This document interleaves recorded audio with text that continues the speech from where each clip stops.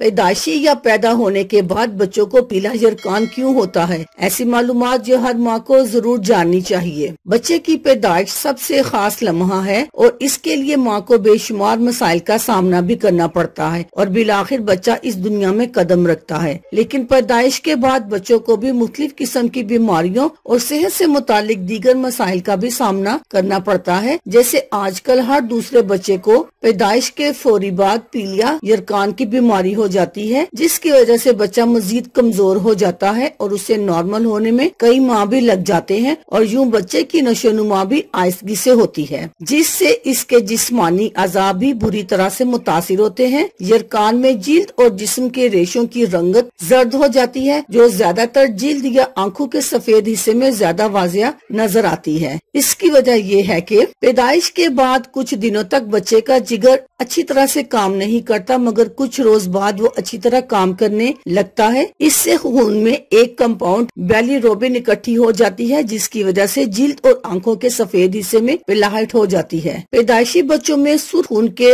خلیے ان کی ضرورت سے زیادہ ہوتے ہیں۔ جب یہ زائد سرخ خون کے خلیے ٹوٹتے ہیں تو یہ بیلیروبن کو آزاد کر دیتے ہیں اور یوں پیلیا ہو جاتا ہے۔ گائنالوجسٹ ماہرین کا کہنا ہے کہ وقت سے پہلے پیدا ہونے والے بچوں میں یرقان ہونے کا زیادہ امکان ہوتا ہے۔ اس کے علاوہ کسی انفیکشن جیسے پیشاب کی نالی کے انفیکشن کا ہونا بھی یرقان کی ایک وجہ ہے۔ وہ بچے جس کا خون کا گروپ اپنی ماں سے مختلف ہو، اس کے خون کے خلیات زیادہ تیزی سے ٹوٹ پھوٹ سکتے ہیں، جس کے نتیجے میں یرقان ہو جاتا ہے۔ اکثر بچوں کے لیے یہ نقصان دہ نہیں ہوتا، مگر بیلیروبن کی بہت زیادہ مقدار جمع ہونے کے باعث سماعت کے مسائل ہو سکتے ہیں، یعنی کہ سننے کے مسئلے ہو سکتے ہیں اور دماغ کو بھی نقصان پہنچ سکتا ہے۔ اس لیے پیدائشی یرقان کو ہلکا نہ لیں اور فوری طور پر اپنے ڈاکٹر سے رجوع کریں۔ اللہ حافظ، شکریہ۔